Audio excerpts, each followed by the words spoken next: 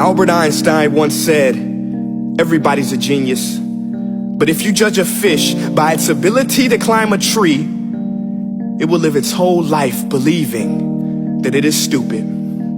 Ladies and gentlemen of the jury, today on trial we have modern day schooling. Glad you could come. Not only does he make fish climb trees, but also makes them climb down and do a 10-mile run. Tell me, school, are you proud of the things you've done?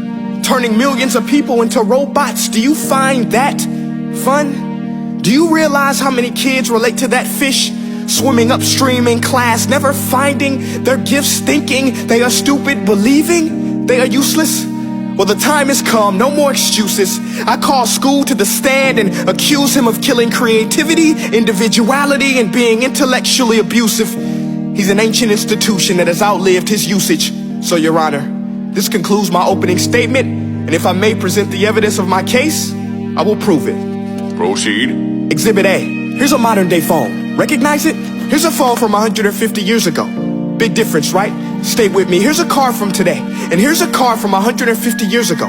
Big difference, right? Well, get this. Here's a classroom of today. And here's a class we used 150 years ago. Now ain't that a shame? In literally more than a century, nothing has changed. Yet you claim to prepare students for the future? But with evidence like that, I must ask, do you prepare students for the future or the past? I did a background check on you and let the record show that you were made to train people to work in factories, which explains why you put students in straight rows, nice and neat, tell them sit still, raise your hand if you want to speak, give them a short break to eat, and for 8 hours a day tell them what to think. Oh, and make them compete to get an A letter which determines product quality, hence grade A of meat. I get it. Back then, times were different. We all have a past. I myself am no Gandhi.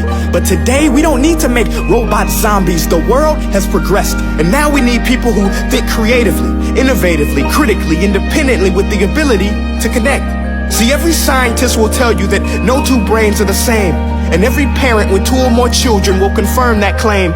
So please explain why you treat students like cookie cutter frames or snapback hats, giving them this one-size-fits-all crap. Watch your language. Sorry, Your Honor, but if a doctor prescribed the exact same medicine to all of his patients, the results will be tragic. So many people will get sick, yet when it comes to school, this is exactly what happens. This educational malpractice, where one teacher stands in front of 20 kids, each one having different strengths, different needs, different gifts, different dreams, and you teach the same thing the same way? That's horrific. Ladies and gentlemen, the defendant should not be acquitted. This may be one of the worst criminal offenses ever to be committed. And let's mention